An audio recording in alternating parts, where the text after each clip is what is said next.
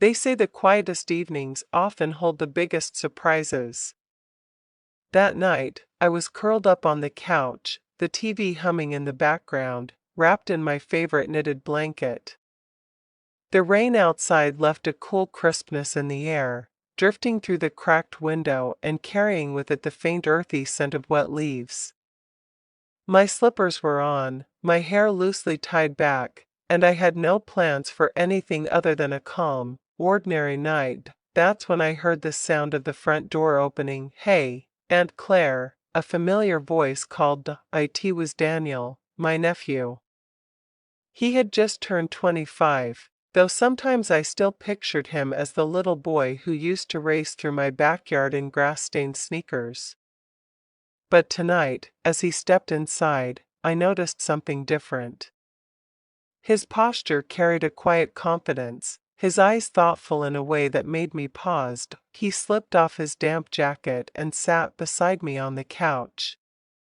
The cushion dipped slightly under his weight, and I caught the faint scent of rain mixed with his cologne, warm, woodsy, and grounding. We talked at first about small things, his work, a new cafe in town, a funny story about a flat tire, but the more we spoke, the more I realized how much he had grown.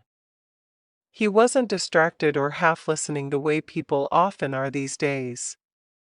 His attention was steady, genuine. And that simple act of being truly listened to, it meant more than I expected. The rain tapped against the window as our conversation drifted into deeper waters. He told me about challenges at work, moments of doubt about where his life was headed. I shared pieces of my own story, memories of my late husband, lessons learned from the choices I had made and the ones I had avoided.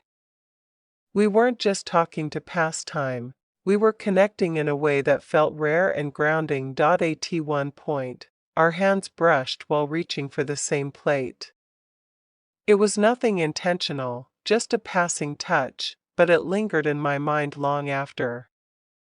Because it reminded me that even in the most ordinary moments, life has a way of reminding us that we're still seen, still valued, still human. Over the next few evenings, Daniel returned, sometimes with apple pie from the cafe, other times with fresh bread from the bakery. Each visit felt unplanned yet perfectly timed. We'd sit together in the warm glow of the lamp, sharing stories, breaking bread, and listening to the rain. There was a comfort in those nights that went beyond words. It wasn't about family obligations or routine visits. It was about presence, about being there for each other, listening without judgment, and holding space for both laughter and silence. One evening, as the rain fell steadily outside, Daniel leaned back on the couch, his arm resting along the back of it. Our knees touched without hesitation. We didn't move away. We didn't need to. The silence between us was no longer empty, it was full.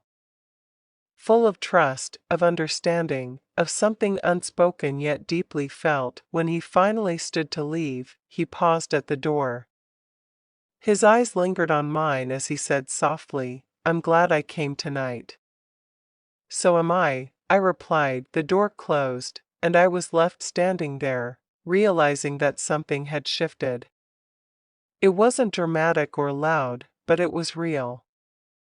A reminder that even in the quiet rhythms of everyday life, extraordinary connections can happen when you least expect them, and sometimes, that's all it takes: an ordinary night, a simple conversation, and the warmth of being truly seen, to change everything.